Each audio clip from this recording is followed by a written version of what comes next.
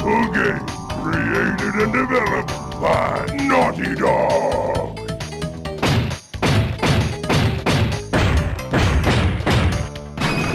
What have I got?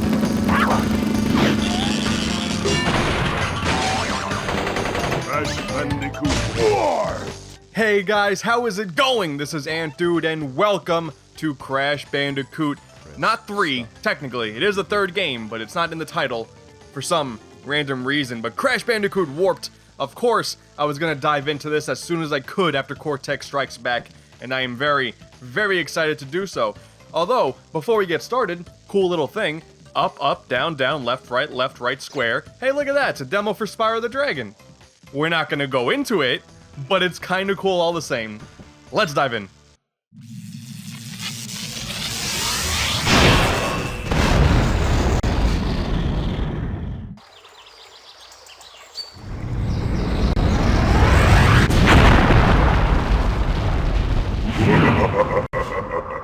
Free at last.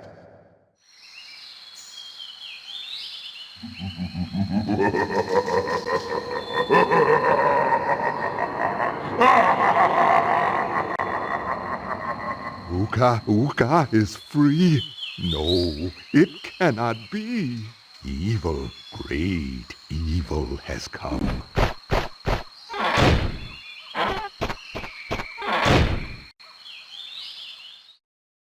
None have dared to fail to break Uka even once. But you, Cortex, you have failed me twice. Great Uka, it was that infernal Bandicoot. From deep inside my temple prison, I sent you simple instructions to follow. But you lost the gems, you lost the crystals, and I have lost my patience. There is now no other power source left on this planet. I know we've had a few unfortunate setbacks. And failed! But since your bumbling has managed to set me free, I am feeling generous. There is still a way for us to amass the power needed to enslave this miserable planet. And this time the great Uka will make sure that you do it right! After many eons, my evil twin, Uka, has been freed from his underground prison. Long ago, I locked him there to protect the world from his malice. Now, free once again, he must be stopped.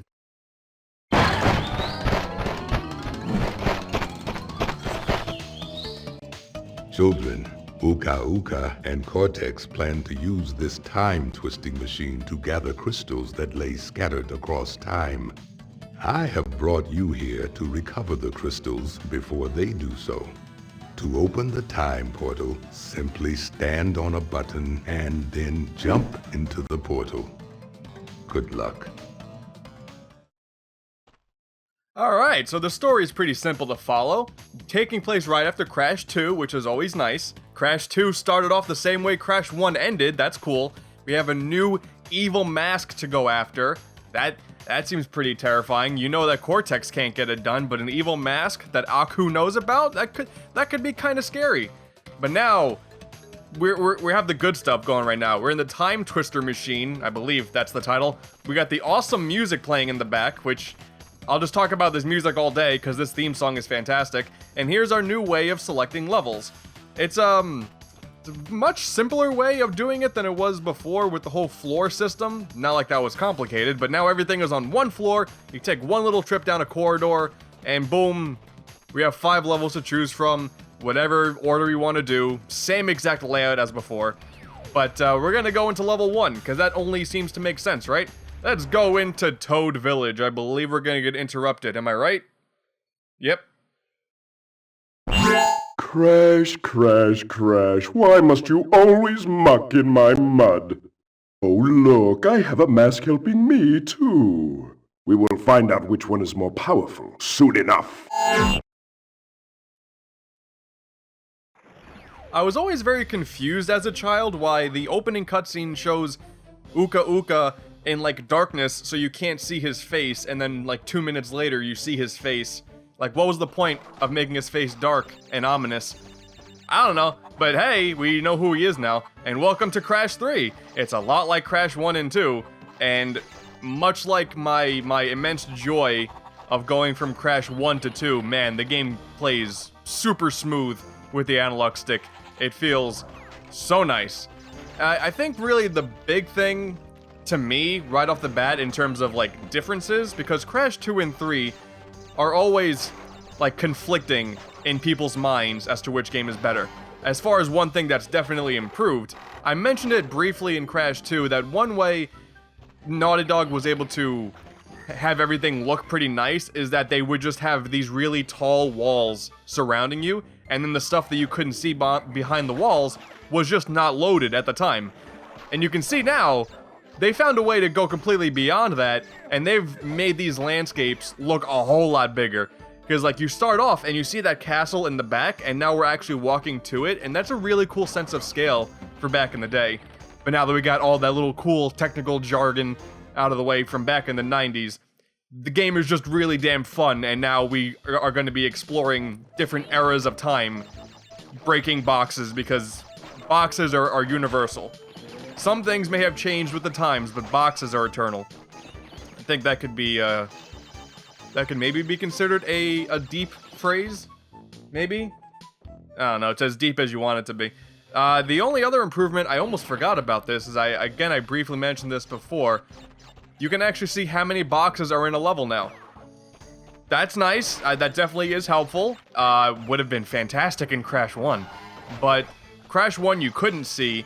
Crash 2 you could see how many boxes, but not how many there were in the level entirely until you got to the end. And now you can see them all, which is nice. Although the game is definitely easier, I would think. There is an extra collectible called the Time Relic that I'll discuss later, I guess. There's a time and place for that stuff. But there you go, we took out a bunch of goats, we took out a bunch of knights, we got those new boxes that keep changing stuff, it depends on when you hit them, and boom. We can't even explore the castle, that's kinda lame, but we did it. Back to the Time Twister machine. We already got our first crystal and our first gem. Again, the game's structured very, very similarly to Crash 2. Not like you're surprised. But there you go. There's the Time Relic in the top left. And as you can see, the boss is tiny. Kind of a shame they don't leave the boss a mystery, because that would have been kind of cool if you didn't know who the boss was. But not a big deal. Now, the whole Time Relic thing, after you beat a level, you can play the level again for a speed run sort of deal, and it keeps track of your time. Which is awesome, but you get a ability later on. That's another new thing, are abilities, but one that makes you run faster. So there's no reason to do any of the speedruns, time trials, until you get that. But hey, another new level type. Pretty cool. This game is filled to the brim with new level types, and now we have 2D swimming. Now, new gameplay elements like this could be like considered a good or bad thing, and it depends on how you look at it, because when you have a game that's a trilogy and they rush the trilogy out for one console cycle, there's always people thinking that, oh, they're just rushing out, they're running out of ideas, that sort of thing. And there's definitely evidence of that. If anyone has watched my playthrough of Spyro 3, I definitely think they were running out of ideas, and they've said so, and that's why they went with multiple characters. You can sort of feel that here because they try everything like they can possibly think of that has nothing to do with anything established from Crash 1 or 2, which is fine, because it's still fun and that's what's important. But, I don't even know what my point is. It's like, they're kind of running out of ideas, but it's still fun. I guess that's something that I've thought about a lot, because a lot of platformers that have a third entry so soon after 1 and 2 sort of fall into that. It's usually always the first game establishes some ground rules, the second game builds upon it, and the third game just goes, okay, now we'll try this. Sly Cooper did that, Ratchet kind of did that. It's something that I've just noticed. And now we also have this thing, so it's just pretty cool. I will give the game this though, despite what I was all saying, I prefer these water levels a whole lot more to the jetboard levels from Crash 2. So there's that. Because it's again, I'm always conflicted on which game I prefer. Guaranteed I'm going to think I like this game more after playing it, but then I'll play Crash 2 and think that game's better. That's just how I am. Also, I can't even really tell what this boat thing is, like, designed after. Clearly a fish, but the fish has extremely large eyes. I always thought it was like some sort of underwater insect, which I guess it could be. But, as long as Crash is staying nice and secure with his air tank and his snorkel... Oh god, no. No. I lost Aku both times real quick! It's a good sign of things to come, thank you.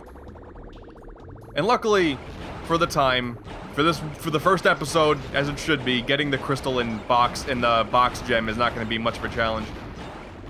Which is nice to say also, speaking of water levels, this game's water levels are pretty fun. Because you don't really... except for when that happens and I can't get the boxes. That could be a problem. Hopefully... Oh boy, and then you got that, which I gotta be good timing with. This just... Yeah, man, the boxes are easy to get. I mean, that's super easy. Luckily, I could do that and die. I planned on doing that. So that's sweet. Now I can go back and get those boxes. Ha! There we go. Nice and safe. Got all my boxes. I get to get all that, and we're good. Hey! I also died a second time because I am incompetent. But hey, that's what to come to expect when I start talking about how good these levels are, is imminent death. But hey, crystal and gem get. Ah boy, oh, I mean, the first cut of the Let's Play in the first episode. So that mean, is that a new record for me? I'm not even sure. We're gonna tackle one more level in this episode. Why not? Sounds good to me. It's a little bit of a short one, and we have something cool that we can do. I'm excited. I hope you are too. There's the Crash Dance. I know you guys all love the Crash Dance very much. Here we go. We have another level where we're riding a little animal through a hallway. You know, we've done that before, but look at what's that on the left? Is Coco. Oh man, there's Coco. We get to play as Coco too. Granted, you don't really play as her per se. You have this little bit where I can actually like control her. I can control her. I'll give her that. I can't really play as her. She doesn't do anything. She has her laptop on her, not even in a bag, just like holding it. That's not safe at all. I do not recommend that at all. This game is giving off bad values, but should be. Actually, does she have a bag? I can't see. I can't even see like where the laptop went now, but that's fine. We are now riding. I believe his name is Pura. I believe that's the little guy's name. Oh boy, I'm trying to get back my Crash Team Racing memories where they actually gave those guys names. Oh nope, that was almost bad. But these are the same levels as you come to expect with the Warthog and the Polar Bear, except again, they completely got rid of the whole tall wall thing, so you can see all around you, and the place just feels a whole lot bigger. We're on the friggin' Great Wall of China, and it's pretty sweet. I want to just make sure I'm getting everything like there, like I didn't, like I knew what happened, but there we go. I got it. Sweet. Let me just bop you. That again doesn't seem very safe, but I mean these guys have completely given up hope. Like all those scientists, which I'm imagining they're the same guy. They're taking up occupations depending on the time period they went into. They look exactly the same, but they've completely given up hope. Like, look at that guy. In Crash 2, they went out into space with us, and they were trying to, like, zap us. They were putting their body on the line, electrocuting themselves for the greater good of stopping Crash. These guys are like, I got a stick. Ah, I missed him. Guess I'll just not get him. It's pathetic. They should resign. It's just... Cortex's main... I guess order with Uka Uka, that's definitely gotten more impressive, but as far as the people he worked that work for him, it's pathetic. But again, when it comes to a third game, the scientists already know they've given up hope. So I guess they're really the smart ones. They know they set the expectations low. As I hope you do for the rest of the Let's Play, where I'm bound to die a whole lot. See that little segue? That was pretty slick. Coco doesn't do a dance, so. Do you like Coco or not? Let me know. That's going to wrap up episode 1 of Crash 3 Warped. I'm going to call it 3, even though the game itself doesn't do that. Next time, we're going to wrap up the first little medieval section here. I can't call them floors. I guess I'll still call them worlds, right? That makes sense. Next time, we're gonna wrap up World 1, take out Tiny, and it's all gonna be a good time. Thank you guys for watching. Hopefully you all enjoyed, and as always, I will catch you dudes next time. Bye-bye.